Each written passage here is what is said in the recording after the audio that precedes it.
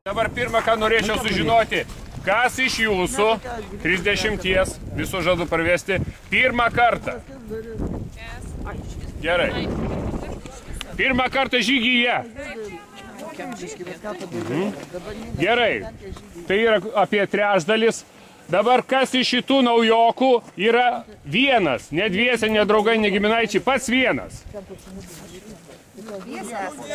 O, labai gerai, nes pirmas dalykas, būtinai eidami vienas kitą saugom, vienas kitam paduodam ranką, neskubam, nes tikrai yra įšalas ne pats geriausias. Yra vietų, jeigu matėt fotografiją, dariau ežeruose 13 cm, bet kai kur duriu kiaurai. Dėl to prieš einant pasižiūrėti arba einat į pėdą, atvirkščiai, kai prašau, kad neištrypkite pelkės rugpjūčio rugsėjo mėnesį, eikit paslaidom, tai dabar stengiamės eiti liniją. Vienas paskui kitą, nes pasukęs į kairę į dešinę gali išsimaudyti. Nieko baisaus, bet tuomet šitie, kaip sako, dviese viens kitam padavė ranką, į tipį atgal savo pėdom į čia, į karštą arbatą ir taip toliau. Ir, 30 grupė, aišku, nemaža. Jau ne pirmą kartą esam.